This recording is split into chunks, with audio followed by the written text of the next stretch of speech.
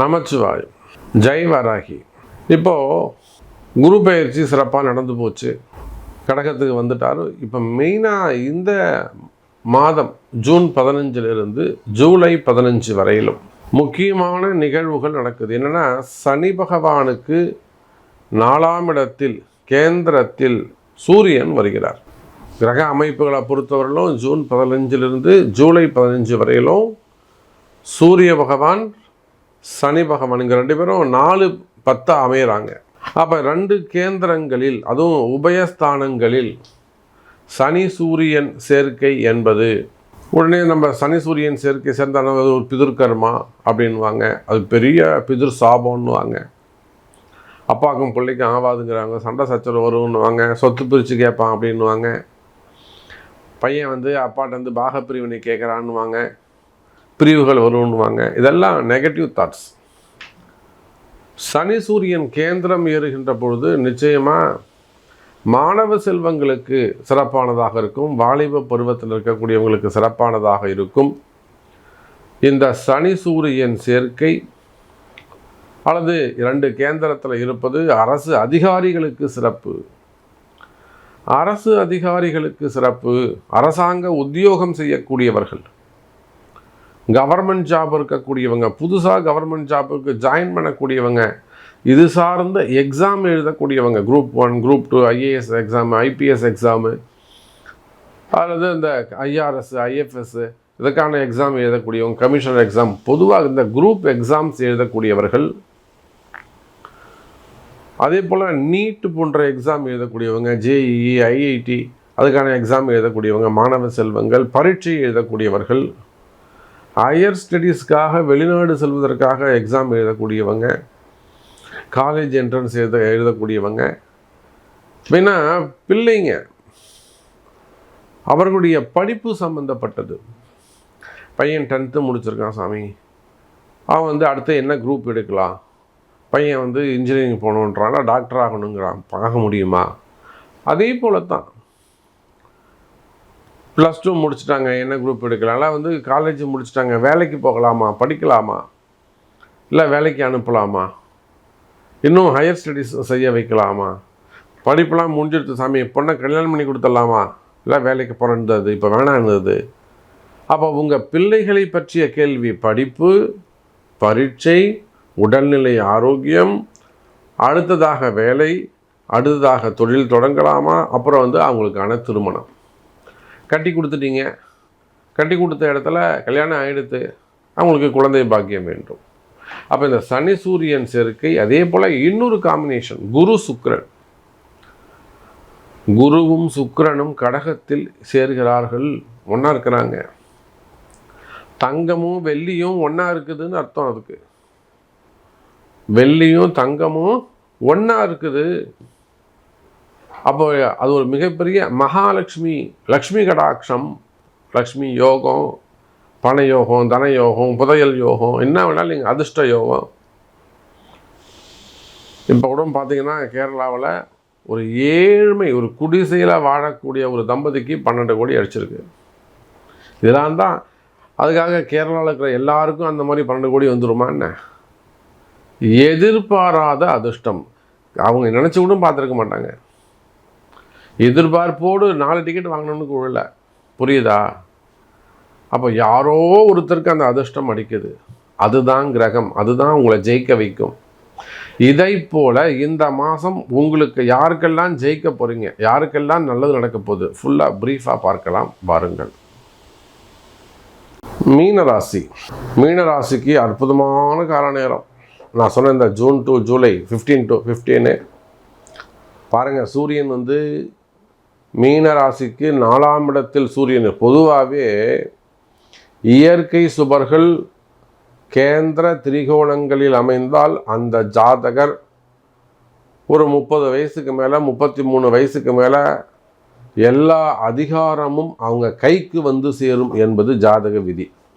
பிற்பட்ட வாழ்க்கை, அந்த பிற்பட்ட வாழ்க்கை 33 வயசுக்கு மேலே அப்படின்னு சொல்லும்போது ஒரு 66 வயசு 70 வயசு அவனுக்கு ஆயுள் பாவம்னு வச்சுப்போம். அப்போ 33 வயசு. இது மீன ராசிக்கு நீங்கள் எந்த ராசியானாலும் கேந்திர திரிகோணங்களில் 4 கேந்திரத்துலேயும் 4 ராசி 4 கிரகம் இருந்ததுன்னா அவன் நிச்சயமாக வாழ்க்கையில் ஜெயிப்பான்னு அர்த்தம்.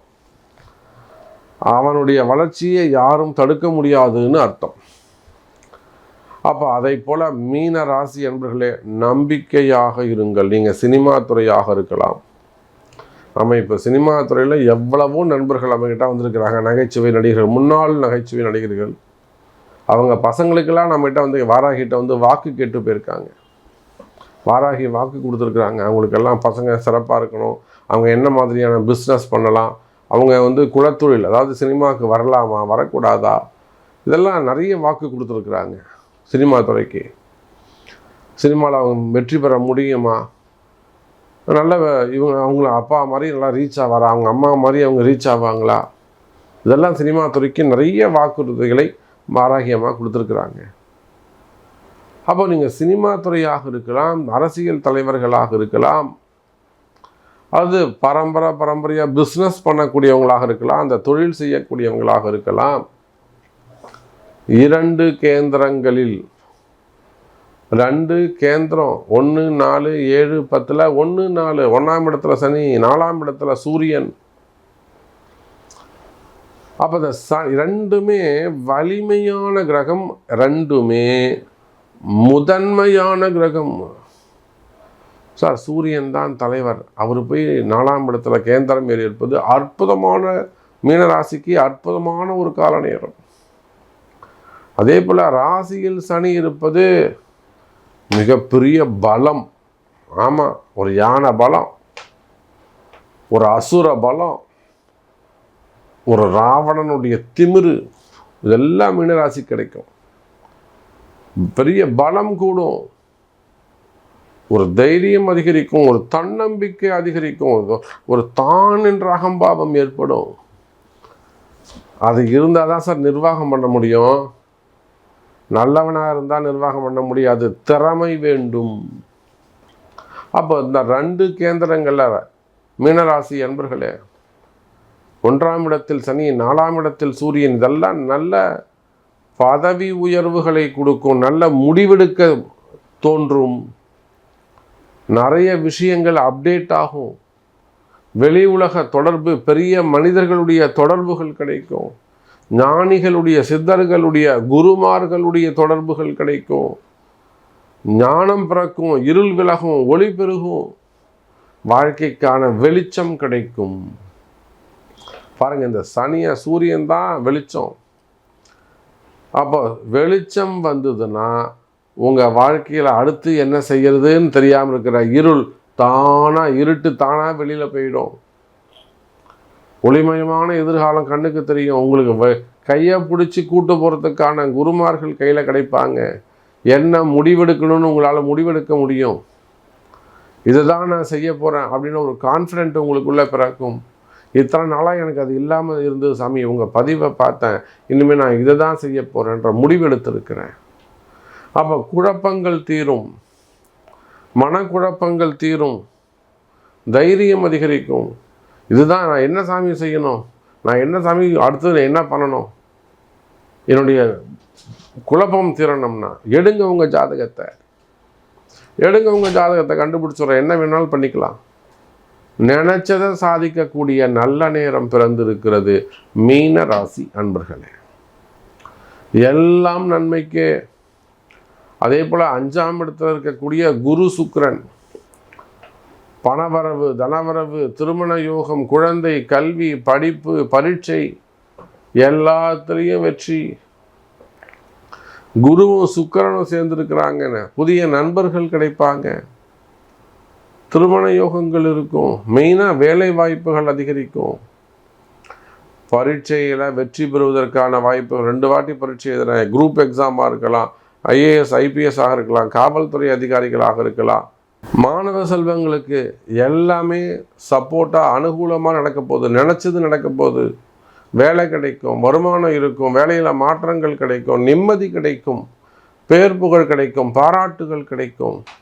மற்றவர்கள் சொசைட்டி உங்களை பாராட்டு வகையில் மாணவ மாணவிகள் நடந்துக்க போகிறீங்க. எதிர்காலம் உண்டு மீன ராசி அன்பர்களே.